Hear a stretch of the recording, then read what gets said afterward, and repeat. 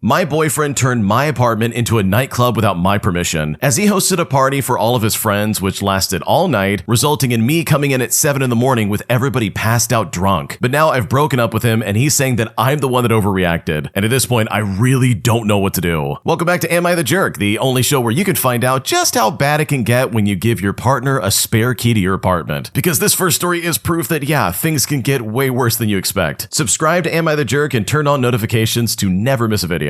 Let's get started. Okay, for starters, I want to say that I broke up with my boyfriend yesterday and I've been getting non-stop calls. And at this point, I really need some outside opinions because I'm starting to second guess myself. For a bit of context, we've been dating for about a year and we don't live together. I have my own apartment that I worked really hard to get, and this place is my quiet space. I work 12-hour shifts as a nurse, so when I get home, I'm completely drained and I just want peace. Meanwhile, my boyfriend lives with 3 roommates in a chaotic house, so we usually just hang out at my place if anything. I gave him a spare key a few weeks ago, but we agreed it was strictly for emergencies. Well, last weekend I had a brutal overnight shift. I came home at around 7 o'clock in the morning, completely exhausted. I tried to open my front door, but it got stuck. When I pushed harder, I realized it was stuck because someone was passed out on the floor right inside my entryway. The smell of cheap alcohol and sweat hit me instantly. I walked in and my apartment was completely trashed. There were sticky spills on the floor, empty bottles on all my counters, and about 15 random people sleeping on my couch, my rugs, and even in my bathtub. I then stormed into my bedroom and my boyfriend was dead asleep in my bed. Still wearing his shoes too, by the way. I woke him up and I was shaking. I was so mad. He told me to chill out and said that he just wanted to host his buddy's birthday party. He then said his own place was too messy to host, but he didn't even ask me first because he knew I would say no. Now, I didn't even yell. I just told him to wake up his friends, get out of my apartment, and leave my key on the kitchen counter. I told him we are completely done. And so he left, but ever since yesterday, he's been texting me non-stop. He says I overreacted, that nothing was broken, which is a complete lie, like one of my lamps is shattered, and that apparently I embarrassed him in front of his friends by kicking them out in the morning. Even a couple of his friends messaged me on Instagram calling me uptight and a toxic girlfriend. I spent my entire day off cleaning my floors and washing my sheets. I feel incredibly disrespected, but some mutual friends are saying I should have just talked to him instead of ending a 1-year relationship over a single party. So seriously, am I honestly the jerk here? Like, was I ethically wrong for just dumping him on the spot instead of hearing him out? I need to know what the internet thinks because right now I seriously don't know what to do. Okay, dude, if I was with someone and they did something like this, I would be so pissed off, dude. There's no way I would ever put up with this. So in my opinion, I think you're right to dump this guy. Like, he sucks. He took advantage of you having a key and was like, okay, let's throw the biggest party ever. Like, did he really not think that you were gonna walk in and be like, oh my god, the man of my dreams? Like, no, dude, you passed out with all your friends around is not a good look. So yeah, your boyfriend sucks and it was a good thing to break up with him. I think what he did was completely unacceptable and there's literally no excuse. If you like Am I the Jerk and what we're doing over here, please check out Am I the Genius. It's going to be linked down below in the description. Just click and go ahead and subscribe to them. And also, if you have your own stories you want to submit, go to amithejerk.com/submit if you want to submit your own stories. We're reading them all the time and we're picking out the best ones, so trust me, we would love to hear what you have to say. Today, I interviewed a candidate who literally had his dad with him at the job interview, as this guy literally walked into the middle of the interview and tried to take over, which essentially destroyed his son's chance at even getting the job. Here's what happened. Okay, so I work in human resources and I've seen a lot of weird stuff over the years, but what happened 2 days ago is genuinely in a league of its own and I needed to tell somebody. So we had a candidate coming in for an entry-level marketing position. They're in their mid-20s, they seem fine on paper, but as he shows up, there's a guy with him who I assume was maybe just a ride or waiting in the lobby or something like that. But no, they literally both walk up to the reception desk together, and the dad, and yes, as you may have guessed from the title, it was his dad, and I confirmed this later on, introduced himself by name and says he's here to support his son through the process. I then pulled the candidate aside and explained as nicely as I could that interviews are conducted one-on-one, and that his dad was welcome to wait in the lobby. The candidate looked genuinely panicked and said to me, well, can he just sit in? I mean, he won't say anything. And there was a brief whispered conversation between them that I was not supposed to hear, but I absolutely did hear it. And then the candidate came back and said, okay, fine. And we went to the interview room. Now, everything was fine for like maybe 4 or 5 minutes. Like, like it really was normal. Then my colleague asked the candidate to walk us through a time when he had handled a difficult situation at work, and my god, before the candidate could even open his mouth, the door opens up, the dad walks in, he sits down in the empty chair next to his son and says, "Oh, I can handle this one. He handled something really well in his last internship." And he then tried to go on and explain the situation. When we asked him to leave, he actually started arguing, saying that we're putting his son in an unnecessarily stressful situation. And at this point, the candidate was staring at the table the whole time, and I honestly felt bad for him because it's happening at home clearly a lot. And as you probably guessed, we didn't move forward with the candidate. Not because of him exactly, but because if this was like a job interview, then I genuinely cannot imagine what onboarding would even begin to look like. Oh my gosh, bro, this would be my living nightmare. Seriously, I can understand parents being like, "Oh, do a good job at this interview, you're gonna do great." But it's an entirely different animal for your dad to show up and be like, "Oh, don't worry, son, I'll handle this one." It's like, no, you're not gonna handle any of this. You're gonna scamper on back to the car and let me do what I need to do as, an adult. To live your life with your parents' thumb over your head, specifically the dad in this situation, where it's like, "Oh yeah, I'll do all the talking. My son is just, he's under a lot of stress." But it's like, dude, if he really can't have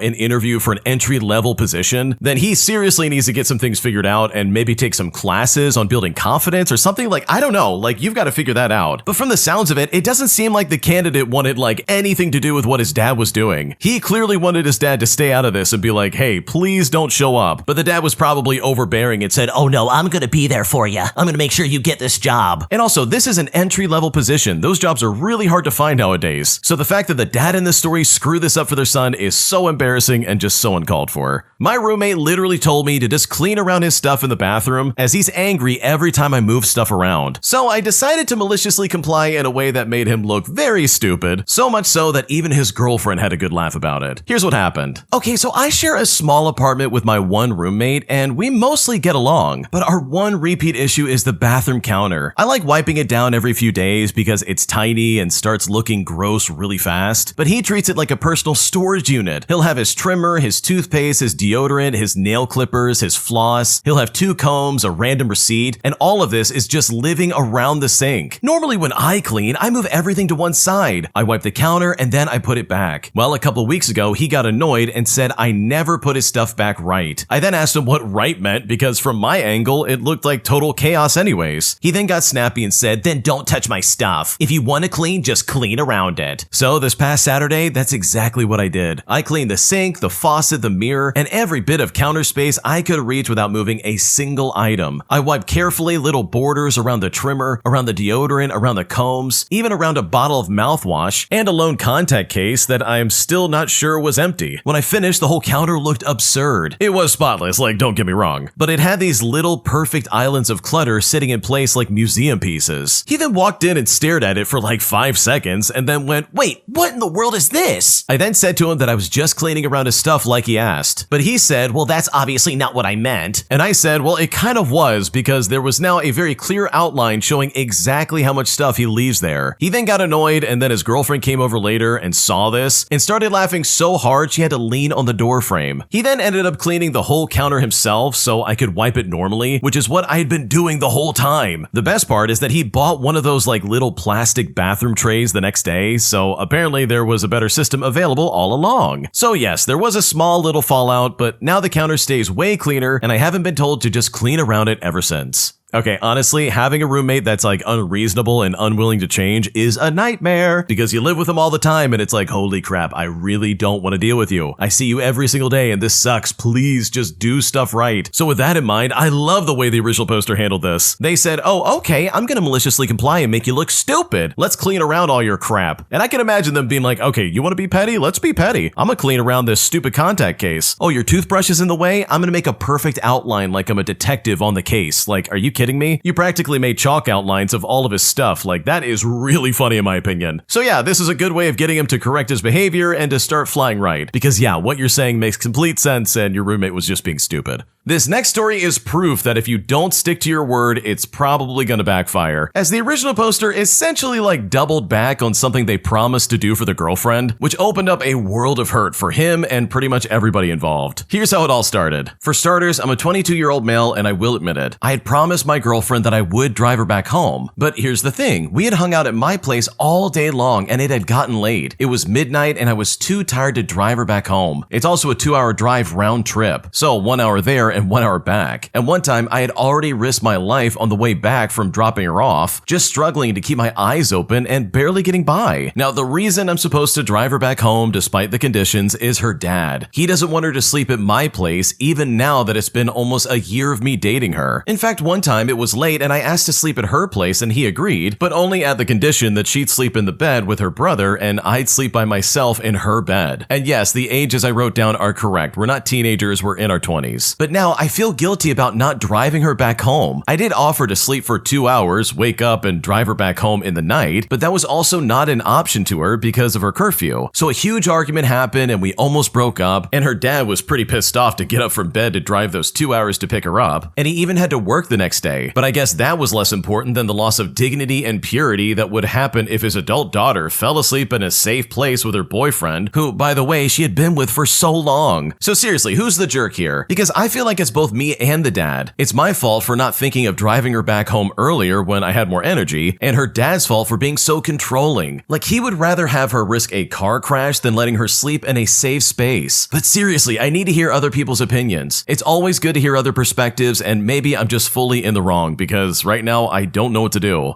Okay, dude, you absolutely are the jerk. This is insane. Like, bro, there are so many excuses just floating around this story, it's honestly annoying. First off, if you're responsible for getting this girl back home at a specific time, then congratulations, you need to be the responsible one. There's no excuse of being like, oh, we hung out all day and I'm so tired. Looks like you have to spend the night. Like, in my opinion, it kind of seems like, oh yeah, I'm gonna get one over on the dad. I'm gonna stay out so late with her that she has no choice but to stay behind. Like, I don't know, it kind of seems like that's the vibe I'm getting here. Maybe I'm wrong, but it really seems like this was really manipulative, where it's like, yeah, you could have brought her home earlier, but it's like, oh, let's stay out later anyways. And also, in case you're wondering, original poster, there's no way in the world the dad's the jerk here. If you don't agree with him not letting his daughter spend the night at your place, sure, whatever, you can have that argument. But to lead on your girlfriend by saying, oh yeah, I'll give you a ride home, psych, just kidding, can't do it anymore, and then as a result, forcing the dad to drive 2 hours just to pick her up, my man, that is not a good look, and you are not doing yourself any favors. So yes, the original poster is absolutely the jerk. This was not the way to handle this. And I think if anything, you probably set yourself back a few more months of winning the dad over, because clearly he can't rely on you and you're obviously not responsible. Today, I need to confess that I hate my daughter's name, and I can't even say it out loud without feeling sick to my stomach. And even though she's 3 years old and I love her so much, her name is something that her family picked out, and honestly, I hate it. And at this point, I don't know what to do. Here's what's happening. So my daughter is 3 years old now, and she's the most incredible little person, but every single time I have to call her by her name, it feels like a punch in the gut. When my wife was pregnant, her family went into absolute overdrive about naming the baby after her grandmother, who had passed away a year before. She kept talking about how much it would mean to them and how it was the only way to honor her memory. Meanwhile, I was just trying to be a supportive husband because my wife was so emotional and exhausted. So I just agreed to it, even though I always thought the name was incredibly old-fashioned and just plain ugly. And now here we are 3 years later, and the resentment is just eating me alive from the inside out. I find myself giving her a million different nicknames like Bean or Bug or literally anything else, just so I don't have to use her actual legal name. When we're at the park and I have to call her over, I feel this wave of physical nausea and embarrassment because it sounds so out of place for a toddler. My wife thinks that I'm just being dramatic, but she doesn't get that I feel like I lost a part of my connection to my kid before she was even born. Because seriously, we didn't even get to choose who she was gonna be. Her family constantly talks about how she looks like the grandmother, and it really makes me want to scream because she isn't a ghost or a replacement. She is her own person. In fact, I lay awake at night point wondering if I should just push for a legal name change and then deal with the fallout, but the thought of the family drama makes me want to disappear. I love my kid more than anything, but I absolutely despise the word that defines her for the rest of her life. And I seriously feel like a monster for even thinking this, and I just don't know what to do.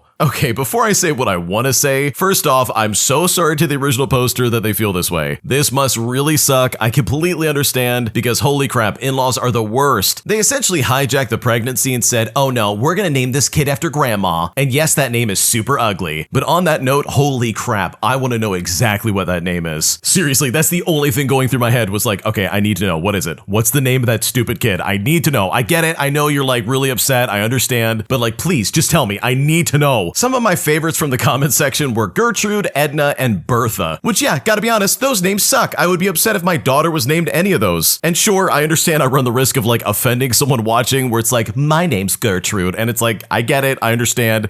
I just think your name's ugly and I'm sorry. But yeah, this like must be a nightmare for the original poster because every day they look at their daughter, they look into their eyes and they say, come here, Gretchen. And it's like, dude, I hate this. This sucks. My daughter has the name of a Disney villain. What are we doing? So yeah, maybe stick to like a nickname of some kind if the name sucks that bad, or be like, hey, I'm gonna call you by your middle name. And hopefully the middle name, if the kid has a middle name, isn't also like a little bit stupid, because that also would probably be super annoying to deal with. Am I the jerk for refusing to answer any of my parents' contractor phone calls after they keep giving out my number like I work for them? Because after getting call after call all the time, I feel like I'm at my breaking point and I really just don't know what to do. Here's what's currently happening because this is super annoying. Okay, to start things off, I'm a 31-year-old female and I live about 35 minutes away from my parents. For years, they have treated me like their built-in administrative person because apparently I'm good with calls and paperwork. Now, at first it was normal stuff. Stuff like helping compare warranties or calling the insurance company after a storm, reading confusing emails from repair companies, etc. And honestly, I didn't really mind when it was occasional. The problem is that sometime in the last 2 years, it quietly turned into them handing out my phone number to basically anyone who does work on their house. I'm not talking about emergencies. I mean the cable guy texting me at 8 in the morning to ask where the modem is, or the pest control company asking if I approve the quarterly plan, or that one time some random floor inspector was calling to say he's outside and nobody's answering. My parents didn't even ask at first. They just tell people, oh, our daughter handles all that. Now here's the thing, I work full-time in a clinic, so I literally cannot be picking up unknown calls all day to explain where their water shutoff is, or to describe what kind of paint they want. I have told them multiple times to stop putting me down as a contact unless I actually agree to it, and they say I'm overreacting and that family helps family. But last week, it finally blew up. My dad scheduled some bathroom work while he was out of town, and my mom had a hair appointment that morning. And apparently both of them told the contractor to just coordinate with their daughter. Now, it's really important to note that I knew none of this, but by 9:15 in the morning, I had 6 missed calls, 3 text messages, and 2 photos of tile samples on my phone, all while I was working with my patients. When I finally checked on my break, the guy was asking if he should start demoing, whether the vanity was staying, and where the extra materials were. I then texted back that I was not the homeowner. I was literally at work, and he needed to speak to them directly. Well, this guy left, and my parents got charged a cancellation fee, and now they're furious with me, saying that I cost them time and made them look stupid. But I told them I did not make them look stupid. They volunteered an employee who does not exist. Ever since then, I've stopped answering any contractor or like service calls connected to their house at all. Meanwhile, my mom says I'm being cold and dramatic over a few phone calls, but it is a lot more than that. It's the assumption that my time belongs to them because it's just easier. So seriously, am I the jerk here? Like, am I really out of line? Because I really don't know what else to do here. Dude, I can't believe that your parents are doing this and they still trust you, because if that was me, I would be telling those people, oh yeah, tear down the wall. Absolutely rip the floorboards up. Go for it, buddy. We don't need a back garden. Tear it up. Absolutely demolish it. Like, dude, after a while, I would start giving out crazy demands. Like, if they're gonna completely just, I don't know, ignore me and be like, dude, I don't want to be a part of this. Please stop. Then I'm gonna give them a reason to stop, because this is just obnoxious, dude. They literally refuse to listen while you're just trying to do your stuff, man. You're trying to work. You're trying to see your patients. And they're like, oh yeah, you're gonna coordinate this. We're gonna need you to take care of our house while we go do anything else. Sorry, gotta go. Like, bro, maybe that's the answer. Maybe you just gotta sabotage their entire project, the entire system, and just be like, okay, I'm gonna start getting some really petty revenge here, because one day they're gonna come back and be like, oh my god, what did you do to our bathroom? And they're gonna see like, I don't know, Hello Kitty candy all over the place, like in the tiles itself, and it's like, okay, well, hey, you wanted me to coordinate it. This is what I wanted. Because I know I would absolutely do this, especially if they kept ignoring me. Like, that might be the only way out of this situation.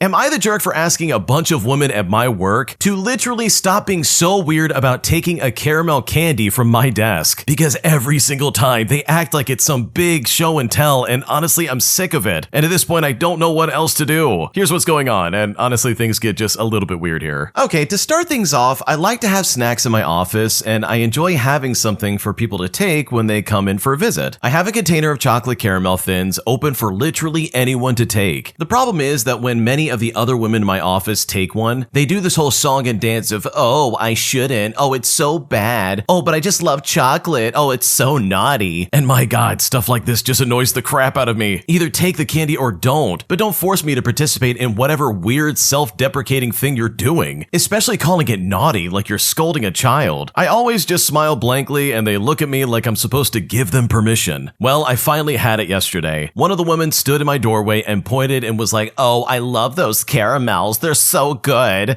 but I shouldn't. You're so bad for having these. I then said to her, can you stop doing that? It's really making me uncomfortable. But when I said that, she then pretended to not know what I was talking about. I then said, are you okay? You come in here and you act like you need my permission to eat a piece of candy. You keep calling it naughty like you're a little kid. It's super weird behavior and it makes me uncomfortable, so please stop it. She then gave me a weird look and said she was just being silly and then said never mind and then left. I then found out later that she said I ripped her head off and warned one of the other women who's always doing that, oh, I want it so bad crap to avoid getting candy from me unless she also wants to get scolded. Now, I'm not gonna stop having candy out because there are some people who can do it without the whole song and dance, but am I really the jerk for just asking her to stop doing that crap? Because it's really weird. And at this point, I don't know what else to do. Oh no, that's weird. That's really weird. That also feels like borderline sketchy, if you know what I mean. Like, it almost kind of seems like she's trying to get you to play into some secret agenda of how she wants you to act. And if that's the case, dude, these women are weird. Because guess what? Either take the candy or don't, bro. And for me personally, if they're gonna act like that, I would be like, okay, I'm taking the candy away. You guys are actually acting weird. And not just in like a, oh, I'm socially awkward kind of weird. We're talking weird in a, oh man, I might need to talk to human resources kind of weird. Because the language they're using and they're like, oh, you're so naughty. Like, nah, that's weird, dude. There's something else going on here that I can't like articulate, but I think you know what I'm talking about. So no, you're definitely not the jerk. My job literally fired me on the spot, but then came back to me asking if I would still do my job on a contract basis. So I decided to get some petty revenge by stringing them along in a way that not only left them panicked in the way I was panicked when I got fired, but also gave me the opportunity to shut them down one last time before I went to my new job. Here's what happened. Okay, for starters, I was the sole developer building an app for a client. My manager, let's call him John, had no idea how app development worked and frequently asked questions that basically revealed a breathtaking amount of illiteracy when it comes to technology that made me wonder whether or not he'd even seen a computer before. He didn't have our backs and he was only interested in pleasing the sales team and the people above him. Now, I was extremely stressed out, doing my best to meet impossible checkpoint deadlines with no resources. I got interrupted midday to attend a surprise meeting with all the other developers, and it's here that we were all literally laid off, effective immediately. Like, they said, okay, stop what you're doing, pack your stuff, and turn in your badge. And I honestly felt a mix of panic and relief. Panic because, yeah, I'm unemployed now, and I have very little runway in savings, but also relief because I don't have to do this crap anymore. I don't have to deal with John anymore, screw this app, and screw that guy. So I grabbed a box, I scrawled my name on it, and I started packing up. John then stopped by my desk and asked me if I'd be interested in working on a contract basis to finish the application. I had not even left the building yet, and John was asking me if I wanted to get paid to do the job I had just been laid off from. Confused, worried, and still in shock, I told him to get lost. And those aren't the exact words I used. I think what I actually said was yes, and John said he talked to upper management to figure out the details and that he would call me. So I went home and I dusted off my resume. I started job hunting, talking to recruiters, applying, scheduling interviews, etc. Well, a week later, John called me up. Apparently he had talked to management and they agreed to pay me a perfectly reasonable amount on a contract basis just to complete the app that I've been working on. It was essentially a lifeline that would keep me afloat until I found something else. So I was surprised to hear hear from my mouth saying, "Oh, I can't do it for that amount, I need more." Well, John sounded stunned and suddenly very nervous. He had to deliver this app, and I was the only person who knew anything about how it worked and the state it was in. He stammered and asked how much I would need to get it done. Again, my mouth shoved my brain into a locker and, much to my horror, said, "Double. I will need double that." I then slapped my hand over my mouth like I'd obviously lost my mind. I was sacrificing myself, spitting on a perfectly good offer, one that would keep me fed and warm under a roof, out of pure spite and bitterness towards John and the company. Well, all I heard was silence. I heard him go pale. He said to me, "What? Double? Okay, I mean, I can see. I'll go back and ask, but they're not gonna go for that. There's no way." But I responded back by saying, "Okay, well, just let me know what they say." And then I hung up. I thought to myself, oh my god, what did I just do? Did I really just wave off the rescue boat? I'm so screwed. I then land an interview a few days later, and it goes incredibly well, and it seems like a good culture fit. In fact, they all but told me that they would make me an offer. I'm confident I'm about to have not just a job, but a job that is so much better than the one I'd been unceremoniously punted out of just a few weeks earlier. I'm finally starting to breathe again, and I'm going to be okay. And just like clockwork, right after I said that to myself, the phone rings, and as I pick it up, I learn that it's John. He sounds so happy, and he's got amazing news. He says to me, "I can't believe this, but management has agreed to pay you double the rate we initially offered you because we really need to get this across the finish line. Can you give me an estimate on how long you'll need to finish it?" Well, it's here that I happily said to John, "Sorry, John, I can't do it. I've got something else lined up." And honestly, with all the garbage these people put me through, I was so happy to burn them one last time because they put me in a vulnerable situation that I will truly never forget.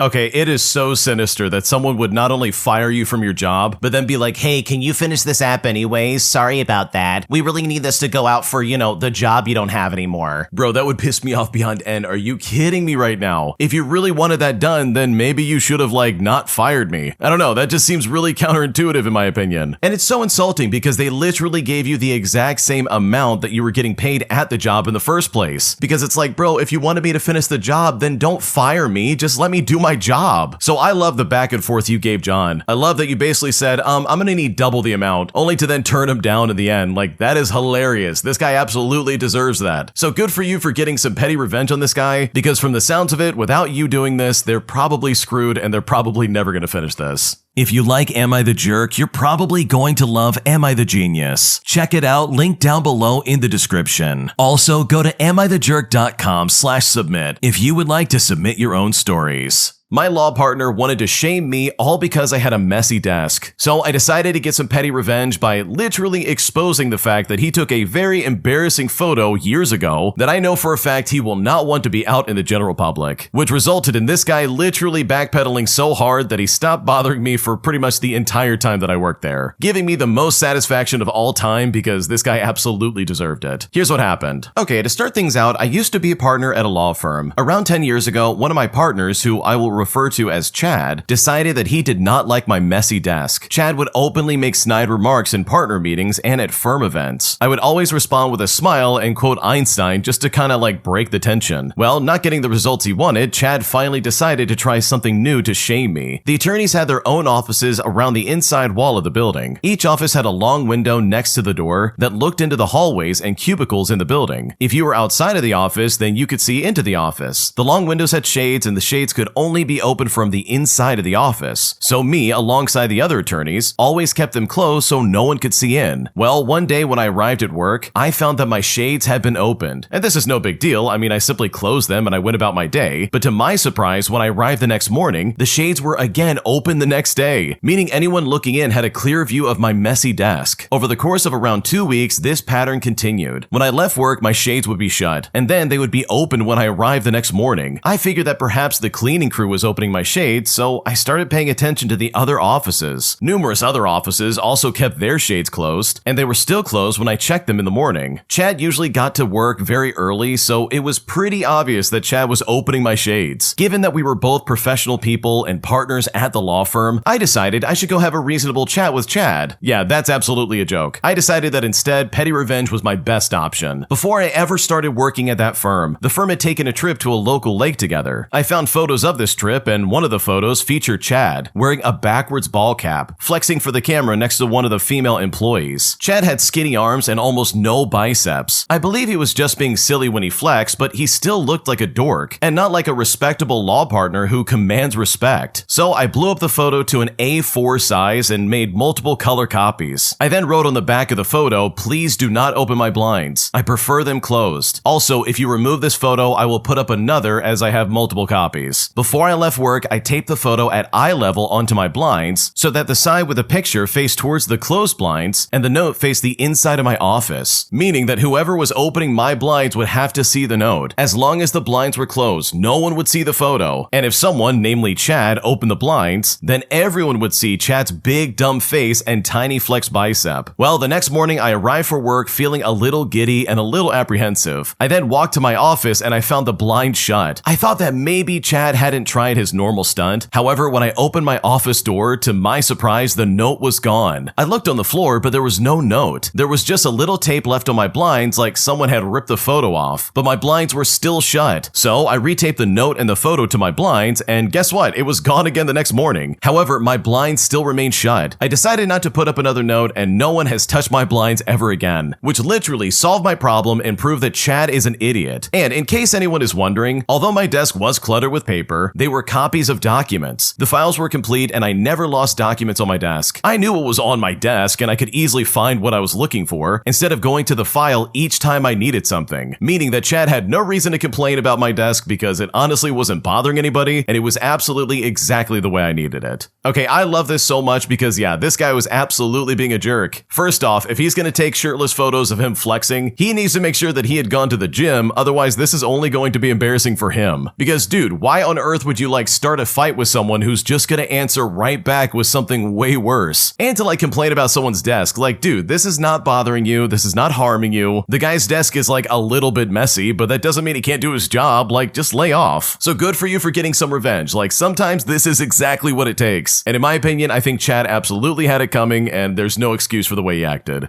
My mother-in-law tried to force me to attend their church services, saying that when I'm in their house, I had no choice in the matter. So I decided to get some petty revenge by literally applying the same logic over to her, saying that if she ever visits my house, she has to go to my church whether she likes it or not, which made her freak out in a way that I was truly hoping for. Here's what happened. Okay, to start things off, my wife and I are of different faiths. Think evangelical and Catholic, but neither of us was really devout about it all. But my mother-in-law was a different animal, total zealot in the literal meaning of the word.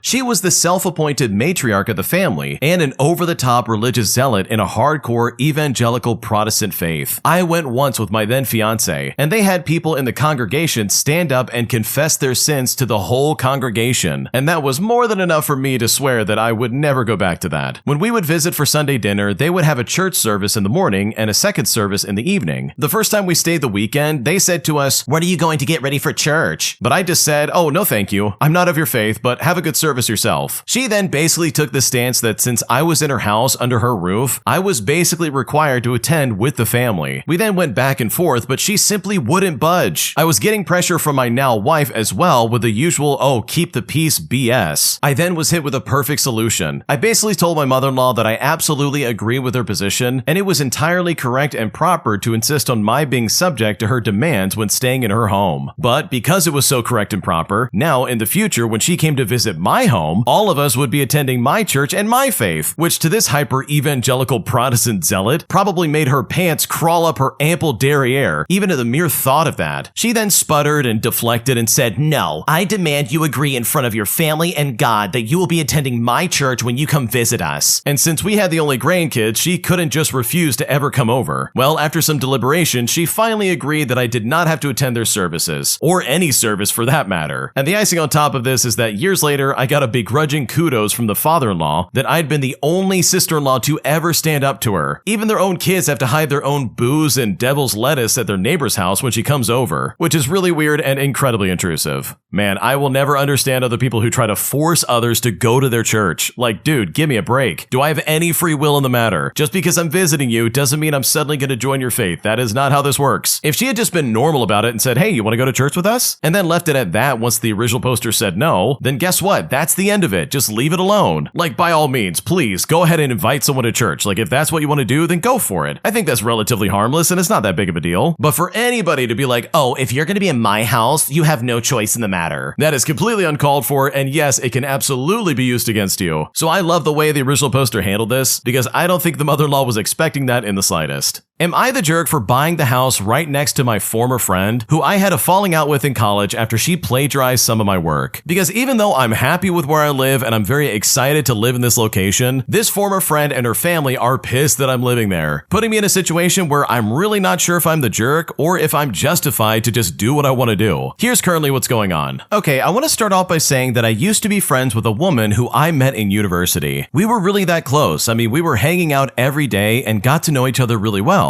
We eventually had a falling out as she stole a piece of my academic work, and I faced an investigation from the academics and staff from higher up. While we were friends, she told me she was from one town, and I told her I was from a different town, and both of the towns we're from are seaside resorts. I was shocked when I found out about the town she was from because my mother went on holiday there every year, and I scattered her ashes there when I was 19 after she lost her battle with breast cancer. Her town is a really popular and sought-after area in England. The prices can go up really high even for a 3-bedroom home, and it doesn't come by that easily. Well, I searched the town on a real estate site just to see if there's any properties that might have come up for sale, and when I looked, I saw one that was well within my budget. However, this property was so affordable because it needed modernizing and renovating. But this property was also in a perfect location. It's by the seaside, I can go on long runs on the beach every day, which I do for my mental health as it is, and it's a 5-minute walk from where I scattered my mom's ashes. Not to mention the fact that it's an 8-minute walk to the train station, and I can get the train to central London, which is where I work 2 days a week and so forth. Like, it's really cheap to live in this area. Now, I did not step inside this property until after New Year's Day because there were a lot of jobs that builders needed to do. After New Year's Day, I got to work doing the renovations I can do. Well, a few weeks ago, an Amazon van pulled up to drop off my packages, and my next door neighbor wasn't in. He then asked me if I could drop off a package, and when I saw the name, I realized that my next door neighbor was my former friend, as the name itself is very unique spelling. So I looked at the driver and I said, no, I can't do this for you. Well, fast forward, and my ex-friend has now found out I live next door to her and her parents. And it's here that they banged on my door, causing a commotion with all of my neighbors coming out as well. Now, from speaking to the relatives, I'm apparently a jerk for moving into the house that I'm currently living in. And on top of that, I'm apparently a jerk for letting there be tension in the street. But it doesn't bother me that I live next door to her. As far as I'm concerned, I've moved on from this incident with her. I live in a dream location, and honestly, I refuse to move at all just because one person's unhappy. So am I the jerk in this situation? Because I really just don't know what to do from here. Okay, I find this hilarious because, good lord, the fact that you moved right next to this one person who tried to ruin your academic career, the timing of that is just absolutely impeccable. First of all, I think you have the right attitude here. I think the fact that you're just not letting this lady get to you and you're instead trying to move on and be like, hey, this is a great property and I'm not going to give it up. That's exactly the way you should do this, because what they're asking is just insane. Do they really expect you to just suddenly move out and be like, oh, I can't live there. I would be living next to the woman who tried to ruin my college career. Oops, my bad. Let me get out of here. No, bro, I'm gonna live next to you and you're just gonna have to deal with it. In fact, I'm probably never gonna talk to you because why would I? And if I'm being completely honest, the only reason anyone has a problem with it is because they're the one at fault and they feel guilty about it. They're now faced with the reality of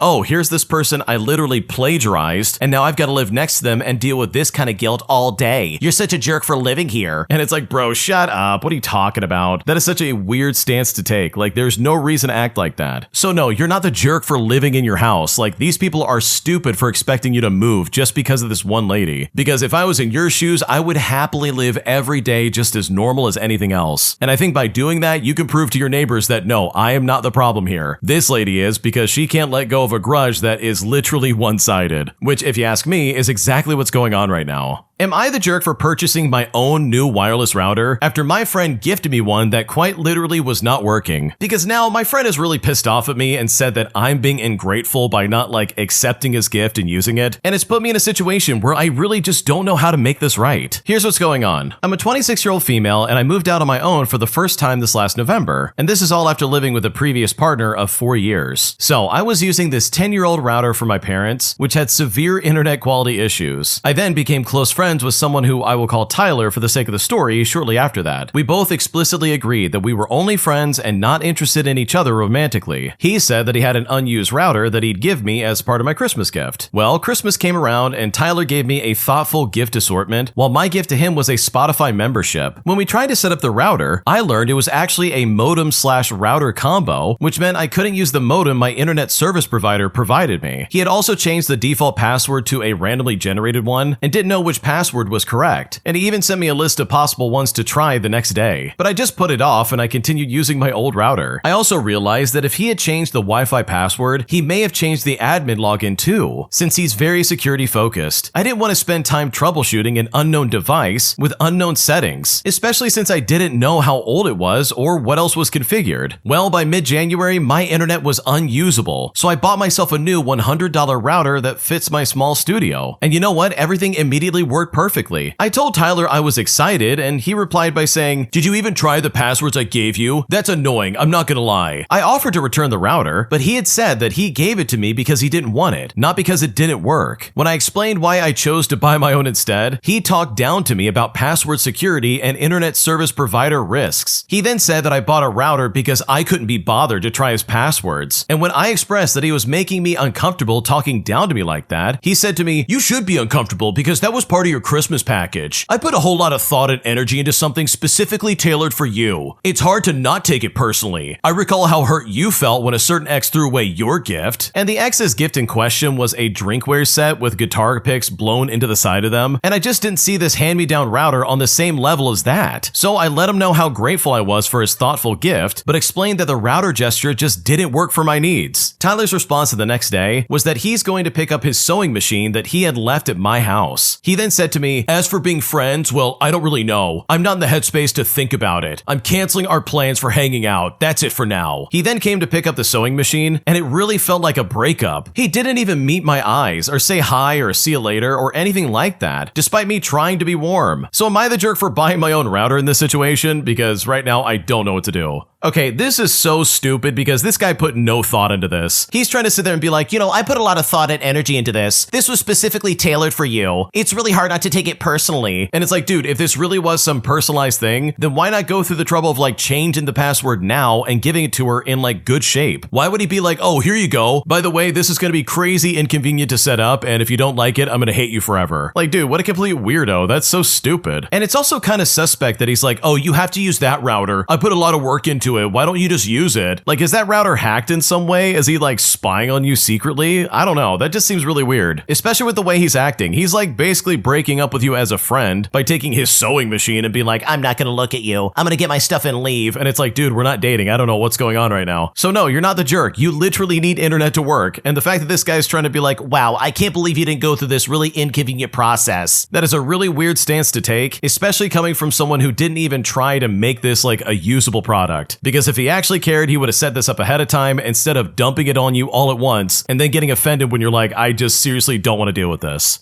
My girlfriend refused to get a tetanus shot after she had a really bad injury, so I tricked my girlfriend into going to the doctor just so she could get a life-saving tetanus shot. But now, once it's all said and done, she's officially blocked me on everything and is refusing to talk to me. And at this point, I'm so afraid that my relationship is probably over and I really just don't know what to do. Here's what's happening. Okay, to give some context, my girlfriend tripped on her patio the other night and fell right onto a very dirty and rusty iron rebar rod. The kind of rod that they use for concrete pillars. It punctured her palm about 1/4 of an inch deep. And when I asked if she had ever had a tetanus shot, she said she never had. Now, she didn't tell her parents and just did some basic first aid, which was at her hostel. But the next day, she told me she was feeling feverish. So, because of a rusty puncture wound, plus no vaccine, plus having a fever, all of that added up to a major red flag for tetanus, so I decided to take her to a clinic. I knew she wouldn't go to the doctor willingly, so I took her myself. I told her we were going out to get some general fever medicine, and we would get her wound checked properly, and after that we will go and get some food. But you know what? I drove her straight to the clinic. The doctor then confirmed that she needed the vaccine, and when she was told this, she was furious. She said no to that, but eventually got the shot when the doctor told her the consequences. She cried like a baby when the needle got inserted and was visibly shaking. The procedure was less than 5 seconds, if that. I paid the bill, and when I tried to hold her hand to take her to the car, she walked by herself, and she didn't even reply to any of my questions. When when I asked where she wanted to eat, she told me to just drop her off at her place. She didn't say goodbye, and once I got home, I realized that she had blocked me everywhere. Now, here's the thing. I didn't diagnose her. The doctor did. The doctor recommended the injection and the medicines. I didn't. I already told her we are going for a checkup. So what is the point of getting upset after that? But honestly, I think she's just mad because she didn't expect an injection. It's been 24 hours and I want to apologize, but I can't reach her. I can't show up at her hostel because the hostel dean might call her parents, which she's trying to avoid altogether. So seriously, how do I convince her at all? Should I call her on her friend's phone? Should I send like an apology letter or a gift of some kind? What should I do? Okay, honestly, your girlfriend is being way over the top here. There is no reason for her to be pissed off at you, because in reality, you probably saved her life. Because yes, in case you're wondering, you absolutely can die from tetanus. That is something that can take you out, and it is a horrible way to go, apparently. So yeah, you weren't like completely honest about where you were going, but holy crap, I think I would lie to someone as well just to save their life like that. Because this is one of those situations where it's like, yeah, you really do need to get some medical care like right now. This is no time to be stubborn. Your life is literally on the line if you don't take care of this. So when it comes to like you thinking that you tricked your girlfriend, I don't think you tricked anybody. Like you said, you're not the person who gave the shot, you're not the person who diagnosed her, you didn't give her medication, and you definitely didn't hold her down to get the shot at all. Instead, you took her to the doctor who said, hey, this is going to end your life if you don't take care of it. And that was thankfully enough for her to be like, okay, fine, I'll do it. So maybe she's just upset because she got an injection that she didn't want to get. Like, I can understand that. But for her to be upset and be like, wow, this is your fault, and then try to be upset about this by like blocking you everywhere, that is incredibly immature and just so stupid. So in my opinion, if she really wants to break up with you after you saved her life, then so be it. You can absolutely find someone better who will appreciate you for doing the right thing. And in my opinion, this was the only thing to do, because this could have ended really badly and it would have been your girlfriend's fault for not doing something sooner. If you like Am I the Jerk, you're probably going to love Am I the Genius. Check it out, link down below in the description. Also, go to amithejerk.com/submit if you would like to submit your own stories.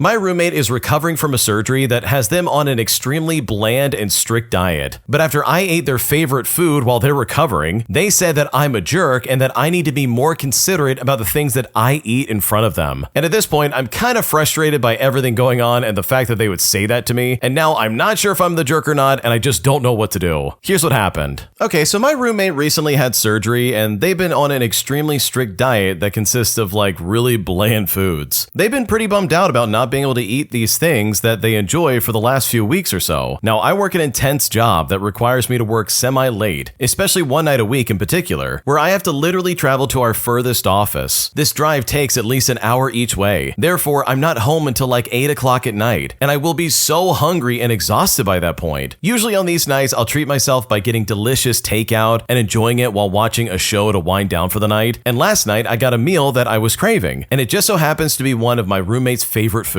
I ate it in the living room while we watched TV, then placed the leftovers in a fridge totally separate from theirs. I made no big thing to rub it in their face or anything like that at all. Well, the next morning they were very passive aggressive and claimed I was being inconsiderate for eating food that they like in front of them. This roommate expects all of us living there to not eat things they like while they're recovering, because according to them, they say it's inconsiderate. I feel like I work hard and I can eat whatever I want as an adult, because, you know, surgery doesn't entitle you to like control other people around you. So am I the jerk for the food I ate around my roommate while they recovered? Because right now I'm honestly not sure if I'm in the wrong. Okay, in my opinion, I don't think you're the jerk at all. I think your roommate's just salty at the fact that, yeah, you can eat this food and they can't. And yeah, it sucks, but guess what? That's not your problem. So no, you're definitely not the jerk, and I think your roommate's just being a little bit weird. Am I the jerk for guilt-tripping my mother-in-law about not eating my cooking in the exact same way that she does to me? Because watching her react in the way that I did when she put the pressure on me was incredibly satisfying and very enjoyable to watch. Here's what happened. To start things off, my mother-in-law is very proud of her cooking, and if I'm being honest, some of it is really good, but a lot of it is just not to my taste. She makes very rich and heavy dishes with a lot of spices that I didn't really grow up with, and my stomach doesn't always handle well. I try to eat what I can, and I'm always polite about it, but sometimes I just can't finish a plate, or I say that I'm just not that hungry. The problem is that she takes it personally every single time. She'll give me this look and say things like, oh, so you just don't like my cooking? Or she'll say, well, everybody else loves my food, why don't you? It puts me in such an awkward spot, and even though my husband usually steps steps in to redirect her, it still makes me feel guilty and uncomfortable. The thing that really gets me is when I first met her, she told me point blank that she doesn't like the kind of food I grew up eating. She didn't even try it, but just said that it's not for her. I thought that was kind of rude, but I let it go because I figured people have preferences and that's fine. But after months of her making me feel bad for not finishing her dishes, while she openly refuses to touch anything from my background, I decided to finally flip it on her, because this is where I started bringing food that I made anytime that we visit. I would walk in all excited, talking about how I spent hours on this, and I really hope that she likes it, and I can't wait to hear what she thinks about it. And every single time, without fail, she suddenly wasn't hungry, or she'd say that she would try it later and then just never did. So I started giving her the same energy that she gives me. I would look a little sad and I would say, "Oh, you don't like my cooking?" Or I'd say, "Well, I just made this just for you and you're not even gonna try it?" And my God, watching her scramble to make excuses while knowing exactly how I feel every single time she does the same thing to me was a different kind of satisfaction that I will always treasure. But you know what? I guess this worked, because ever since then, she hasn't guilt-tripped me one single time about food. But seriously, I need to know, am I the jerk for turning this against my mother-in-law and giving her a taste of her own medicine? Because regardless, I feel really good about this, but I just want to know what other people think. Okay, in my opinion, this is exactly the way you should handle this kind of situation. You literally flipped the script and said, "Oh, okay, you want to guilt trip me about not eating your food? Congratulations, I'm going to do the exact same thing to you." So no, you are not the jerk, and honestly, I love the way you handled this. Am I the jerk for refusing to help my roommate pay for her speeding ticket, as she's demanding that I do it since she says we're like a family and we need to help each other out? But now that I've said no, she's become very passive-aggressive and incredibly cold to me. And at this point, I don't know if I'm the jerk and I just don't know what to do. Here's what's going on. I'm a 26-year-old female and I really need some opinions because I'm not really sure if I'm the jerk here. For some context, I live with my roommate, who I will call Jess, and we've been living together for about a year. Now, usually it's fine, but I will say she is really reckless with money. Last week, she got a $400 speeding ticket and comes in panicking, asking if I can front her the money till her next paycheck. Well, I told her that I can't do that as I'm on a tight budget, and I don't like lending money I can't afford to lose. When I said this, she got mad at me and said that she thought we were like a family and that I would help her out. I said helping with small stuff is fine, but $400 is a lot of money. Plus, I shouldn't be responsible for her bad choices. Well, she then spent the next couple of days dropping passive-aggressive comments about me, saying that I'm stingy and not a good friend in front of our other roommates. She even said that I'm the kind of person who lets people suffer instead of helping them out. And honestly, I feel like I did the right thing here. I'm not her parent and I don't have to pay her ticket, but now it's awkward at home and she's giving me the silent treatment. So am I the jerk for not paying for this ticket? Because honestly, I don't feel like I have to, but I really just don't know what to do from here. Okay, your roommate's being so selfish right now. They're the kind of person who makes mistakes like this on a daily basis and not only expects you to bail her out, but also is gonna guilt trip you if you say no. Like, holy crap, lady, just be accountable for your actions. Don't drag me into it. What do I have to do with your $400 speeding ticket? Like, what's happening right now? Because here's the thing, and I could probably predict this. I guarantee you that if you did loan out that $400, you would never see it back ever again. She would probably take it and run and then wait a few months and then expect you to pay for the next thing that's happening in her life. That, by the way, she probably did to herself. So no, you're not the jerk. She's just trying to guilt trip you by being like, "Oh, we're like a family. I can't believe you." Because I guarantee you, if the shoe was on the other foot and you were asking her for money, she would probably spout off something of like, "Oh wow, you're being really selfish for asking money from me." Because Jess in this story sounds incredibly selfish and very entitled. And it really seems like that's going to be a pattern pretty much no matter what happens to her. Am I the jerk for not driving my colleague home from work, all because she literally has so many other options of getting home that she just refuses to take up? Here's what happened. I'm a 33-year-old male and I'm the manager of a cafe, and about 2 years ago, we hired a high school student who I will call Grace, who at the time was 16 years old. Now, Grace relied on her mother to take her to and from work. However, the last 18 months or so, her mother's become very flaky with picking her up from work, often texting her an hour before she's meant to finish with some lame excuse as to why she can't pick her up from work, and that she'll have to find someone else from work to drop her home. The excuses, by the way, are never reasonable, like, "Oh, I have to work late," or something like that, as her mother's actually unemployed and takes advantage of government unemployment benefits. So her excuses are actually like, "Oh, I'm going to the movies, so I can't pick you up right now." Whenever Grace asked for a lift home, either one of my other colleagues or myself would begrudgingly just take her home, as she was technically a child at the time, and we morally couldn't leave her stranded. I always told myself, however, that once she turns 18, which is legally an adult in my country, that I would stop taking her home as she is now old enough to fend for herself. Well, Grace is now 18 as of last month, and the day finally came that she asked me for a lift home, but I stood my ground and I said no, I can't take you home. Now please keep in mind, she has multiple options for getting home. She could take the bus, which by the way, the bus stop is right outside of our work, and there's one around the corner from her house, and there's buses that come and go like every half hour. She can also take a rideshare like Uber, or worst case scenario, she can walk. Like her house is literally a 20-minute walk away from work. And it's not like we're finishing at 2 o'clock in the morning. We literally finish at 3:30 in the afternoon, and her walk home would be in broad daylight in an upper middle class area with no real danger. Even worse, she's old enough to get her driver's license and even owns a car. But when asked why she doesn't go for her license, she says, "Oh, I don't need it." Grace seemed upset when I told her that I wouldn't drop her home, but I think it was a good life lesson for herself and a parenting lesson for her mom. But when I got home from work, I felt a bit bad about the situation, and I asked my roommate if I had done the right thing, and he said that I was a jerk and I should have just taken her home instead of being stubborn, and apparently it's not my place to give life or parenting lessons out to people who don't ask for it. So I come to the internet to try and find some kind of answer. Am I the jerk for not giving my colleague a ride home from work? Because right now I'm kind of having mixed feelings about it, and I don't know if I'm in the wrong.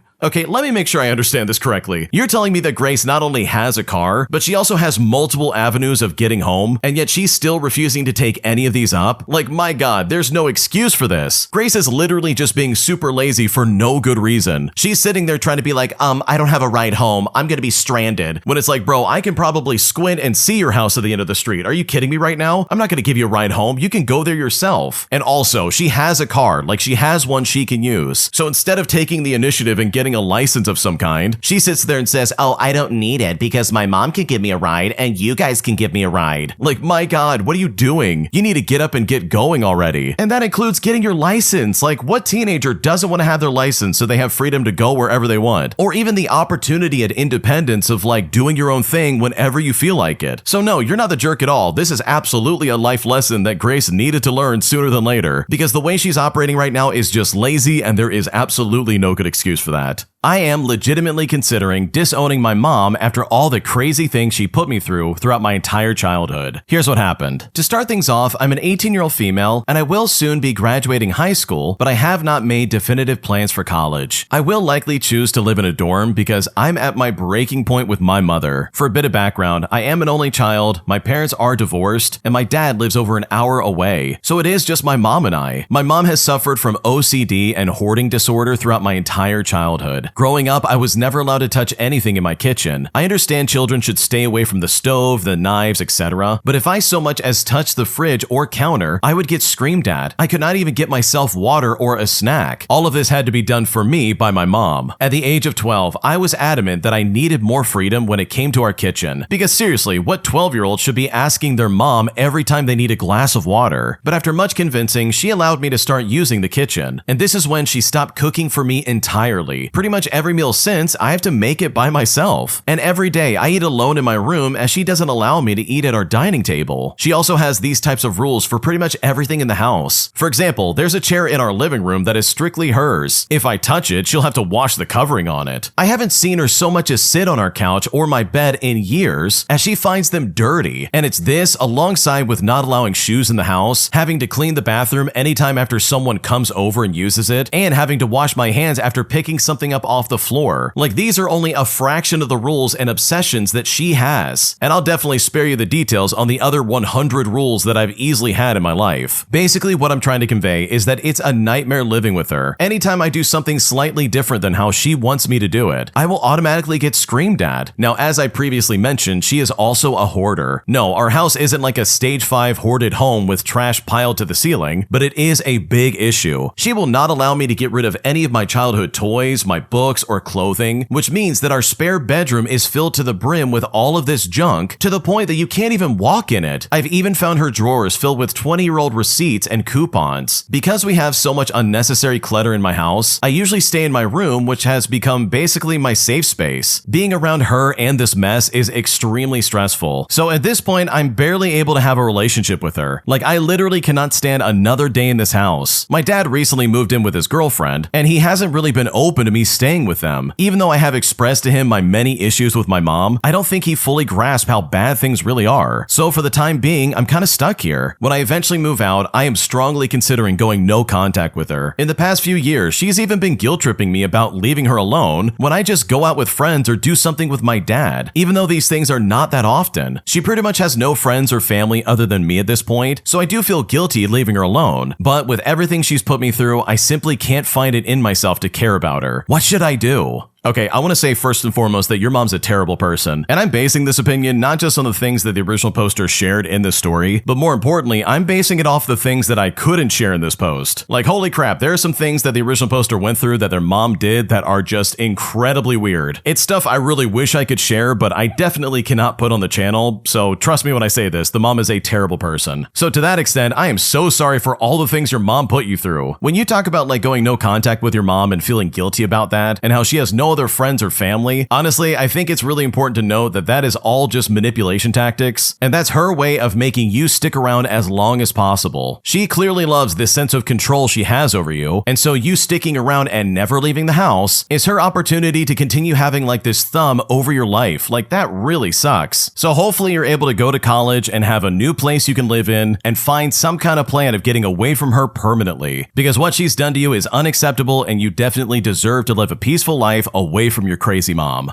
I accidentally had my baby in my friend's car right as we were rushing over to drive me to the hospital. But now my friend's husband is pissed off at me, saying that I ruined his car and has essentially cut off communication between me and my friend. And at this point, I don't know what to do. Here's what happened. Okay, for starters, I'm very aware this sounds ridiculous, but I'm so tired of worrying about this because I really just need some outside perspective. Now, about 2 weeks ago, I was almost 38 weeks pregnant. My partner left for an afternoon to help out her brother, and my friend, who I will call Alice, offered to come spend the day with me, so I wasn't alone. Honestly, it was really nice to have her there. We just watched some movies and hung out, and even though I was so uncomfortable through the day, I didn't consider that I might be going into labor, especially since I had been feeling this discomfort for ages. Well, at some point, we did finally realize that this was the real deal, and at this point, I called my wife. We considered waiting until she got back, but things started to get real very fast, and I asked Alice to drive me to the hospital. Well, we didn't fully make it to the hospital, and I ended up having my daughter in her husband's car, and luckily we're both fine. I had a few complications which are now okay, and our baby is beyond perfect. And though my wife is having a hard time with having missed her birth, we now have a wonderful tiny human to focus on. Well, things have been really messed up with Alice and her husband though, and I don't know how to solve it. 2 days after all that happened, I sent her a message thanking her again for everything she had done, and I told her in a lighthearted but sincere way to please send me a bill for having the car cleaned. Now, she didn't really reply for a while, and in the end just liked the message. I've messaged her a few times ever since then, and she still hasn't replied. Eventually, her husband sent me a message saying not to message her, but added in, "Oh, congrats for the baby, but thanks for ruining my car." And right now, I just feel so lost. And please, don't get me wrong. Of course, my priority is with my little family right now, but this does keep crossing my mind. Like, this is really unlike her. Her husband and I were never really the closest. I mean, I don't love how he speaks to her sometimes, but still, we were friendly with one another. So at this point, I don't know how to solve this. Did I just traumatize her so much that I now need to leave her alone? Do I keep trying to reach out? I'm so grateful for all that she's done that day, but at this point, I'm seriously lost and I just don't know what to do.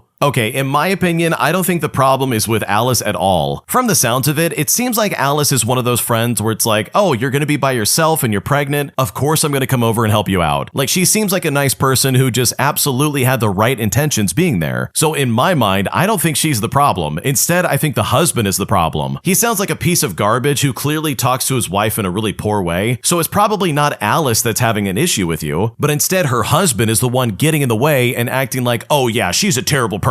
How dare she give birth in my car? Like, bro, first off, that was not planned. It's not like you were sitting there saying, oh, I can't wait to give birth in that car and ruin it. Like, no, of course not. Like, come on, what are we talking about here? You literally had no control over when this baby was gonna show up, and you definitely weren't expecting it at 38 weeks. But I will say, his response of like, wow, thanks for ruining my car. Don't contact my wife ever again. Like, that for me screams, oh yeah, this guy's a narcissist and he's in control of that relationship, whether Alice likes it or not. So if I was in your shoes, I would take a step back and say, okay, I'm just going to focus on my family. There's nothing I can do about this. This is completely out of my hands, because truly, I don't think there is anything you can do about it. I think if anything, I would just be ready to pay for whatever repairs need to be made to the car if this guy ever does end up sending you a bill, which based on the way he's described, I'm sure he would happily send one over. An entitled psycho Karen accused me of giving her child an alcoholic drink, claiming that I intentionally spiked her kid's drink. And even though my managers tried to talk this lady off the ledge, she still went into this psychopathic rage, saying that she was going to sue me for something I definitely didn't do. And I've honestly never been in a more stressful situation in my entire life. Here's what happened. Okay, so this situation was quite the doozy, so buckle up because it gets really weird really fast. To set the scene, I had a 4-table section right in the middle of the restaurant.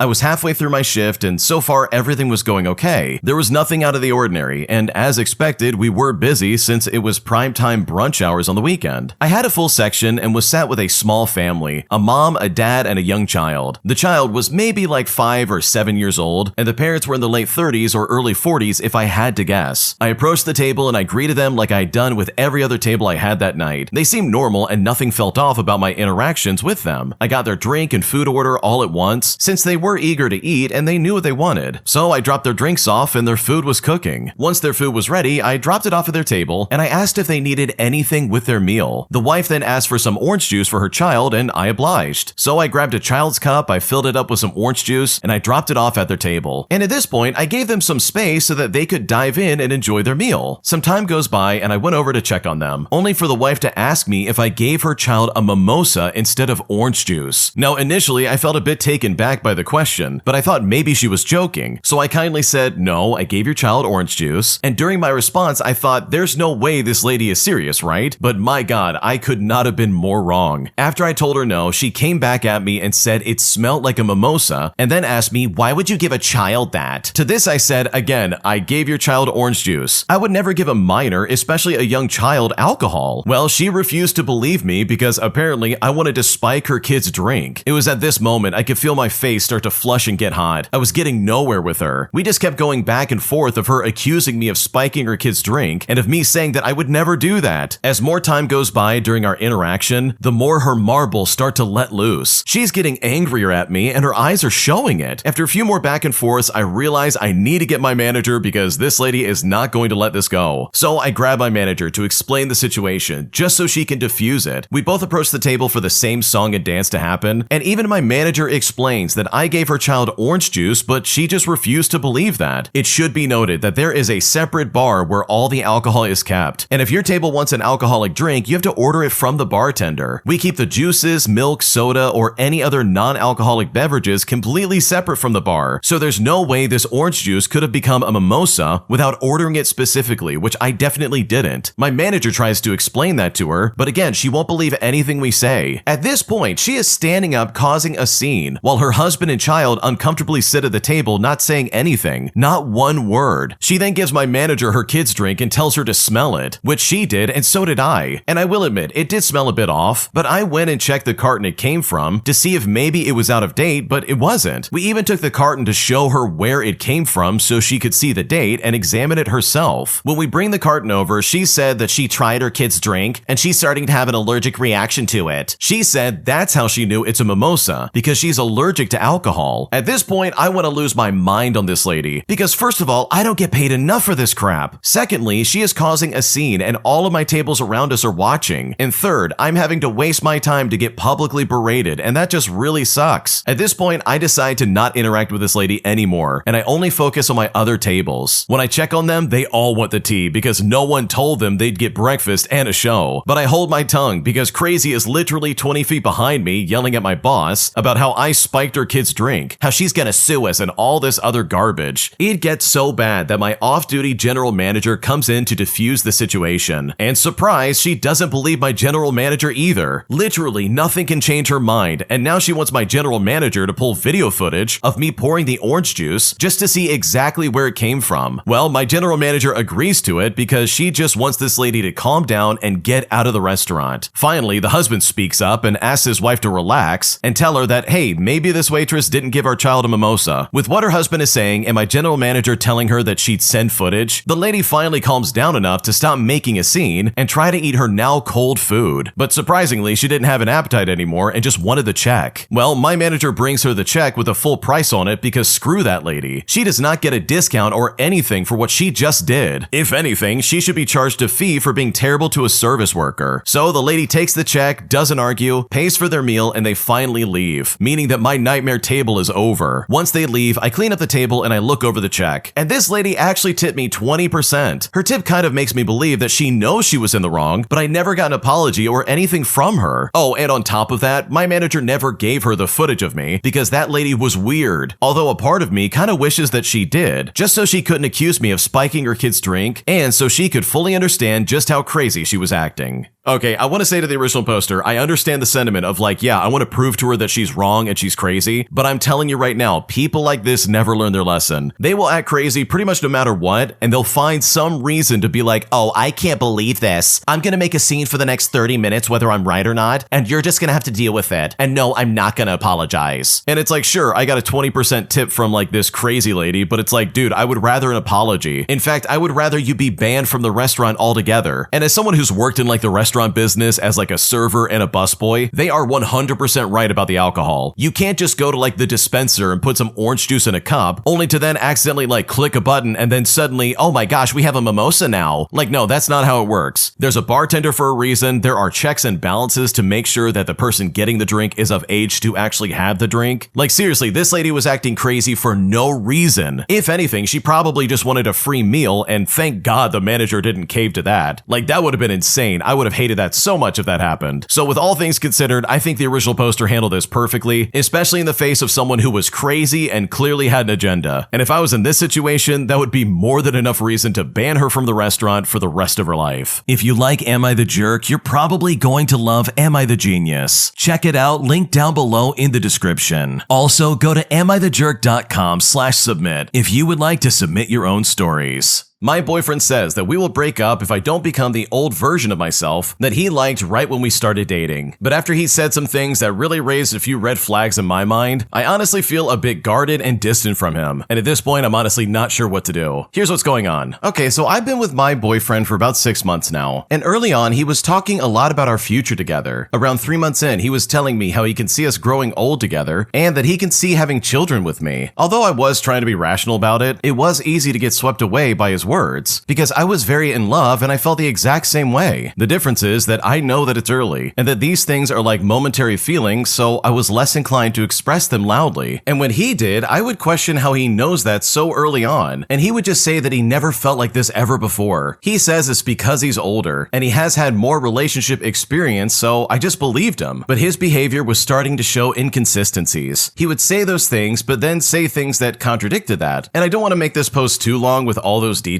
so I will just mention the last one, which felt the clearest. We were looking at my older brother's engagement video, and he says to me completely unprompted, "So your little brother's next?" My little brother, by the way, is in a relationship since like a year ago, but they're both in their late 20s. But if I was an outsider who put down a bet, I would assume that me and him would be next. Well, this comment upset me a bit, and we started talking about it. I questioned why he said that when he himself said that he sees us growing old together. He then admitted that that is how he felt back then, but now we have some issues lately, which ironically enough are due to his comments, and that a marriage and children wouldn't solve that. Now, I completely understand and I agree, but I'm not reacting to these words. I'm reacting to the shift in behavior. I feel like he said those words early on to get a version of me that felt safe and unguarded, but now I'm a bit more distant and guarded, and he's upset that I've changed. He wants comfort without accountability and says that if I don't go back to the version I was before, then this relationship won't work out. I then told him that it will take time to rebuild security now, but he doesn't want that, and I'm honestly not sure what to do. I can't fake my feelings, but I also don't want to lose him. What should I do? Okay, in my opinion, I think your instincts are right about this guy early on, because holy crap, this guy is 3 months into a relationship, and he's already talking about like, oh, we're gonna grow old together, we're gonna have children, I can't wait. And I'm not gonna lie, that is way too early to be having that conversation, just in my opinion. Maybe there's other people out there who have made it work, but like for me, this is a huge red flag. And the fact that he wants you to go back to like a person who doesn't know any better, and someone who's not like dissecting what he's saying, I don't know, that just sounds really sketchy and just a little bit weird. So yeah, this guy might not be the best pick, and I think if I was in your shoes, I would probably move on to somebody else. My girlfriend's entitled parents decide to visit just to avoid the storm in their state. But the second they got here, they started making incredibly annoying demands, putting me in a situation where I had to constantly tell them no. Okay, so my girlfriend and I have been together for nearly 3 years now, and in that time, her parents have always been cold towards me. They live in the Midwest, and they are of the opinion that California is a cesspool, and Los Angeles, where I live, even more so. Well, they decided that with this incoming snowstorm, that staying with us so close to the ocean would be better for them. I then got home from work yesterday to her parents taking a nap in the master bedroom. And let me tell you something, they were not happy when I kicked them out to the guest bedroom. We went out for dinner Friday night and they were not happy with the quality, remarking that they preferred Taco Bell or Chipotle, but I just tuned them out for the rest of the night. Well, this morning after waking up, they asked me if they can use my car independent of me so that they can visit tourist spots. For reference, I drive like a modified Ford Focus, meaning that I'm not handing these people a 500 horsepower car, especially as neither of them have driven a stick shift in over 30 years. I told them this and I offered to rent them a car as I get good rates through my employer, but no, not only was that not acceptable, they also didn't want my Focus to drive. They wanted to drive my 1967 Pontiac GTO. They said it's their dream to drive a classic convertible just to see the sights. Not to mention the fact that what they wanted to see was practically burnt to a crisp until you get past Malibu. That was also a hard no for me, so they reluctantly took the Camry that I rented for them. I honestly think this is going to be a really long 10 days because, my God, these people cannot get out of my house soon enough. Oh man, this would not work for me. There's no way in the world I would put up with that. Based on what the original poster further described in the comment section, it seems like his girlfriend really does set up hard boundaries with these people, but they only see that as suggestions instead of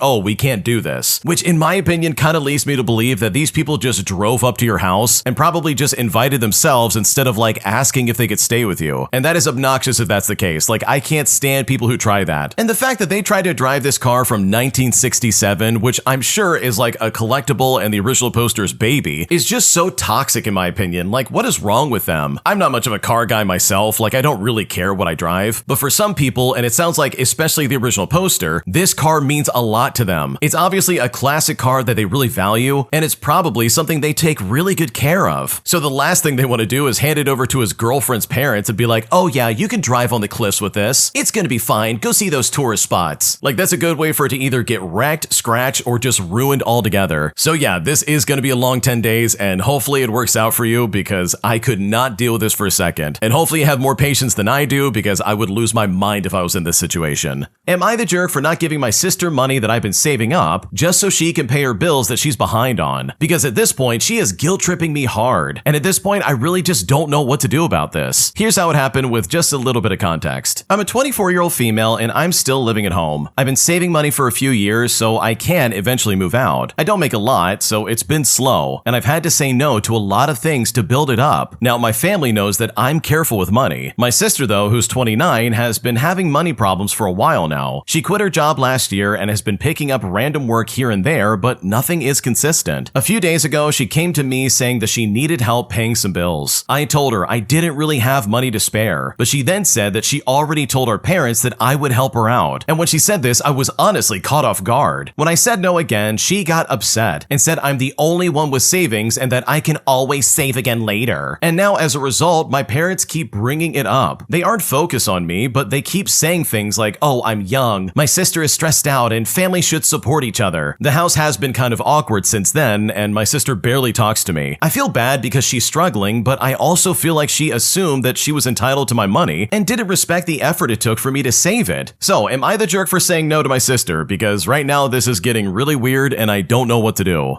Okay, this is super annoying because why on earth would she be like, oh yeah, don't worry mom and dad, our sister's gonna give me all of her money so that I can pay my bills. Why would she do that? That is setting yourself up for failure. That's putting your foot in your mouth to the highest degree. Because at the end of the day, I don't care who you are. Don't assume someone's gonna give you money just because they're a sibling or a good friend or a boyfriend or a girlfriend. Because dude, you gotta ask first. You never know what's gonna happen, and this is money we're talking about. This is something that people need in order to survive. So for her to be like, oh yeah, I'm gonna get that money, and then act like, wow, I can't believe you're being so selfish. You can always save money again later. It's like, bro, I am not an ATM. I am not someone you can just take money from and expect me to be okay with it. So no, you are not the jerk for telling her no. Your sister is being so selfish right now. She literally doesn't care about the hard work you put into like saving it up, and the fact that she thought that she could just take it whenever she wanted says way more about her than it does about you. Today, I broke up with my girlfriend because she wanted me to take the day off from work just to spoil her with gifts, a reservation dinner, and a movie date. But despite the fact that my schedule changed and I had no control over it, and her showing up to my house and screaming at me, I honestly feel really great about breaking up with her, and I don't regret it for a second. Here's what happened. Okay, so I'm a college student working a minimum wage job in a retail store just to get some kind of savings under my belt. And 2 nights ago, I got my schedule for the week saying I was scheduled to work on Valentine's Day during the evening. Well, that clearly upended some plans I had with her about going on a dinner date that night, and since I couldn't move my schedule around anymore due to taking off for her, I opted for a brunch. I suggest a few places, and she in turn leaves the show that she's attending, comes to my house, makes me come outside in the cold in my underwear, and then berates me for messing up and breaking her trust, calling the place that I picked out for her trashy. I then take her home and I just sleep on it. Well, ultimately I broke up with her and it feels great. She wanted me, someone who makes $9 an hour, to spoil her with a date that would cost $200 minimum, and then got pissed at me when I couldn't fulfill it to the letter. And she expected me to pay for everything because I'm the man and she's a traditionalist. But here's the moral of the story. Don't date anyone who isn't flexible. If they can't respect your schedule, then they won't respect you. Okay, honestly, this is some pretty sage advice because my god, who in their right mind would go to your house and be like, wow, you ruined everything. You broke my trust. As if the original poster has any control over their schedule at work. Like, what's going on right now? That is so stupid. So with all things considered, I think it was a good move to break up with her. I think I would have done the same thing if I had a girlfriend acting like that. Like, you're literally doing your best on Valentine's Day and she's acting like that. That seems way over the top and something that you literally can't control. And the fact that she's unreasonable in that way just means that she definitely is not a good fit and you would be much better off dating anybody else. Am I the jerk for refusing to give up our seats at the cruise buffet just so some guy can sit there who's saying that he reserved the table, despite the fact that there's no evidence of that even being true? Because after the fact, he got really pissed off and swore at me as he stormed away. And I'm honestly not sure if I should have just given him exactly what he wanted. Here's what happened. For a bit of context, this is the last day of the cruise that we went on. The only place open for breakfast was the buffet, so it was packed. My wife, for reference, has dementia, so I try to keep things as simple and calm as possible for her, especially on busy days like this. Well, we found a completely empty 4-top table and sat down, just the 2 of us. But then a minute later, this big guy comes over and said he asked the server to save this table for him and his friends. But I looked around and I did not see a reserve sign anywhere. There was also no server anywhere nearby, no friends in sight, but instead it was just him. I then told him that I don't see any of that and my wife isn't doing well, so I'm not going to make her get up and move. When I said this, he got annoyed and we exchanged a few words. Then he told me to go do something anatomically impossible to myself and walked off. And I'm sure you know exactly what I'm talking about. He then found another table with his friends like 2 minutes later. Now, I get that he might have actually asked someone to hold the table, but there's no way for me to verify that. And honestly, even if he did, my priority is my wife. She's confused enough on a hectic moving day without me dragging her around the buffet looking for another spot, all because some guy claims that he called dibs. So I really need to know, am I the jerk in this situation for not just moving? Because this was honestly incredibly upsetting. Oh no, you're not the jerk. You didn't do anything wrong. This guy was a massive tool bag for sitting there trying to act like, oh yeah, we reserved that spot. The server said he was gonna do it, so you need to move out of the way. Like, bro, there's no reserved seating at a buffet on a cruise. What are you talking about? And the best part about it is how he reacted. Like, that's proof enough that he absolutely was full of it, and he didn't like the fact that you weren't buying what he was trying to sell you. So no, you're not the jerk. You did nothing wrong. People like this guy are always trying to like screw over other people, regardless of if it's gonna be inconvenient for you and your wife. So I think you did the right thing by standing your ground and telling this guy to get lost. Am I the jerk for not getting my nephew an internship interview after I discovered that this kid literally has no idea what he's doing? Here's what's happening. For a bit of context, I work for a large organization that brings on interns, and over the years, I've gotten most of, but not all, of my nieces and nephews' interviews. They are never guaranteed spots, and all I do is get them in the interview pile. Now, my nephew is graduating. His mom, who's my sister-in-law, asked me about the internship, and I told her that her son, who I will call Eric, needs to be the one to reach out to me. When he finally came came to me, it was obvious he was just doing it because she told him to. He did not seem interested, and if I'm being completely honest, the way he speaks is childish. It's literally all this brain-dead TikTok speech. He could not articulate why he wanted the internship. I then told him that if he really wants this, then I need him to show me, and I asked him to write me a brief note giving me the reasons he wanted the internship and what he planned on doing with the experience. Well, I was surprised that he sent me anything at all, but when I read it, it was obviously generated. I told him that I could not put in a good word for him because he could not even do the bare minimum. He then had a complete meltdown over this, telling me that I was being unfair and that no one these days actually writes stuff like this. His mom even came to me too, saying the same things, but I told them both that I'm not going to risk my own reputation. I then asked him point blank, why do you want this internship? But he just responded by saying, I don't know. My brother made the case that my nephew had struggled during the pandemic, that the academic landscape has changed, and he needs someone to give him a chance to show what he can do, and that years ago someone had given me a chance despite not being a straight A student, which is true to be completely honest. Part of me thinks that I should get him an interview just so he can see how unprepared he is, but I just know that would be a mean thing to do. So seriously, am I wrong for not getting him an interview? Is this just how kids are these days, or am I justified in any way, shape, or form? Because right now I don't know what to do. Okay, I don't care what anyone says. If you're using AI generated like text-to-speech or something like that, especially when it comes to getting a job, you are screwing yourself. That will never last. There's not only so much software out there that can prove that, yeah, you've been cheating the system, but it also becomes pretty obvious when you ask them direct questions about their job and what they want to do with it. It's almost like this kid just doesn't have any critical thinking skills. You ask him straight up, hey, why do you want this internship? And he just looks at you and says, oh, I don't know, man, like whatever. And that's just baffling to me because I know there are people who are not like this. There are people out there who are graduating, who are very smart, they know what they're doing, and they didn't get their education by cheating the system, which from my side of things, it seems like that's exactly what this kid did. He got through school using ChatGPT or something similar to that, and he's now set himself up for failure. Like, what is he thinking right now? This is not going to work out in 5 years. So no, if I was in your shoes, there's no way in the world I would risk my reputation like that. I think you have the right idea. If he's going to be this lazy idiot who thinks he can skate by in a similar way to what he did in school, then he's going to be rudely awakened. And hopefully this will be a good wake-up call because this kid, from the sounds of it, does not have a chance.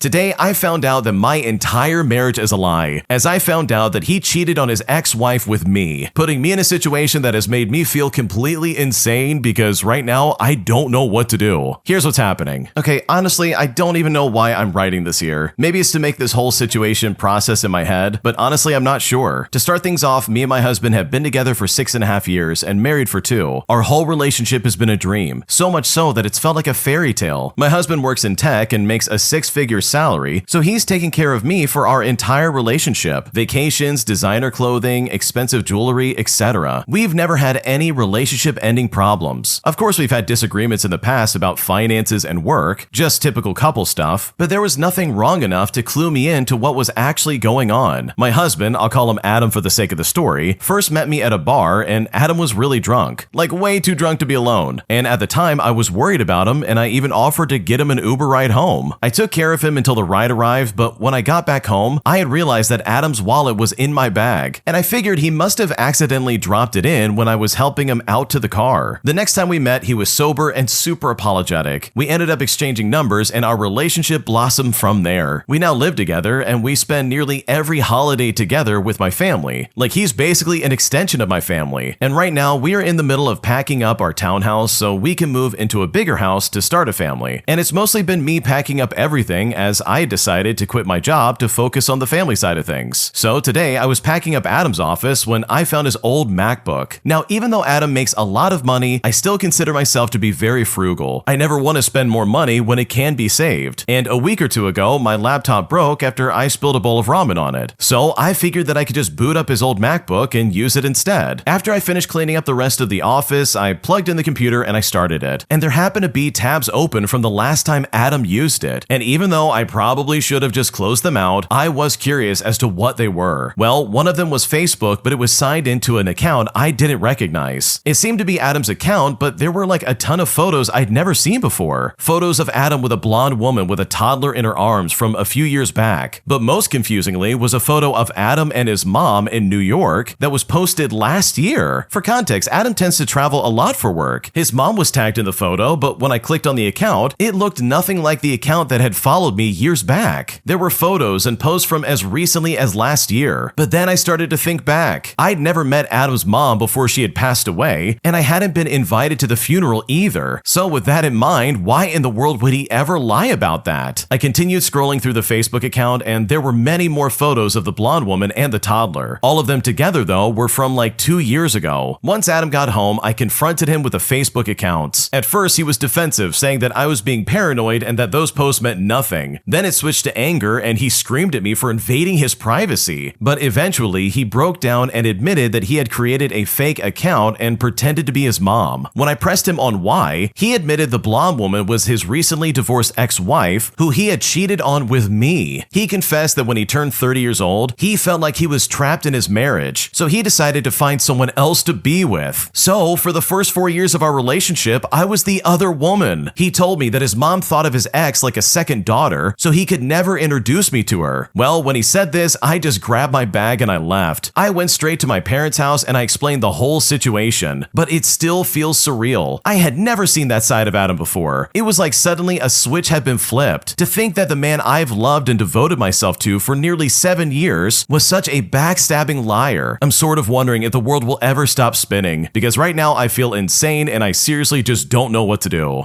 Holy crap, I can't imagine being with someone only to find out, oh yeah, this entire relationship is a sham. You're the person I cheated on my wife with. Congratulations, this sucks, doesn't it? Like, bro, what are we talking about right now? This is awful. Like, I don't blame the original poster for getting out of there and being like, okay, I gotta bounce and go somewhere else. This guy is crazy and built a house of cards that was bound to fail. So yeah, this entire situation sucks, and I'm so sorry that you went through that. If you like Am I the Jerk, you're probably going to love Am I the Genius. Check it out, link down below in the description. Also, go to amithejerk.com/submit if you would like to submit your own stories. My entitled friend dropped her son off at my place for me to babysit him for literally 20 minutes, as she said she was going to run to the store and back real quick and then she'll be right back immediately. But instead, what really happened is she was gone for hours at a time, leaving me panicking, wondering where she is, and forcing me to call her emergency contact just to figure out what's actually going on. So now my friend is saying that I embarrassed her and that I overreacted, even though she left me high and dry. Because right now I'm honestly not sure what to do and I'm very pissed off. Here's how it happened. Okay, to start things off, my friend, who I will call Kayla, asked if I could watch her 6-year-old son for like 20 minutes while she ran into a store near my place. Now, I said yes because I've known her for years and I've watched him before. I mean, her son is a good kid. So she showed up, she dropped him off with his tablet and a snack and said that she would be right back. Well, about 40 minutes later, I texted her a simple, hey, is everything okay? But I got no reply. An hour then passes by, so I call her, but it goes straight to voicemail. I then start getting that hot panic feeling because I'm not his parent and I don't know what's going on. In fact, her son even starts asking when mom is coming back, and I'm trying to just keep it light by saying, oh, she'll be back soon, buddy, while I'm also refreshing my phone like a maniac. I texted again and then again, but still I got nothing. At the 2-hour mark, I'm honestly scared that something happened, but I'm also pissed off because this is definitely not 20 minutes anymore. I also had plans later and I'd basically been volunteered into childcare with no end time. Well, I finally looked at the little information card she left in her bag, and this was basically like an emergency contact and the pediatrician, stuff like that, just some phone numbers that I might need to know. And it's here that I found the emergency contact, her older sister. Now, I didn't call to get her in trouble. I called because I didn't know if Kayla was in like a car accident or had passed out or what. Like literally, I didn't know what was going on. Her sister answered immediately and sounded really confused. Then she said, wait, she told you 20 minutes? Well, apparently Kayla had texted her earlier that she was going to look at a car with a guy that she's been seeing and might be out for a while. So she used me as a free babysitter so that she could go do this and just chose not to tell me. Her sister drove over and picked the kid up, and she was polite, but I could tell that she was annoyed too. Well, about 30 minutes after that, Kayla finally calls me furious, saying that I embarrassed her and I made her look like a bad mom. She said her phone died and she had lost track of time, but I asked her why she didn't like plug it in somewhere, or why she didn't just say that she needed a couple of hours. She then said that because I would have said no, and she really needed this. She also said I had had no right to involve her family, and now her sister is judging her. I then told her that I'm not a drop-off zone and I'm not comfortable being lied to about someone's kid. And now she's telling mutual friends that I overreacted and that I'm being dramatic for calling her sister instead of just waiting. So seriously, am I the jerk for calling the emergency contact when she literally disappeared? What should I do here? Because I honestly just don't know what to do.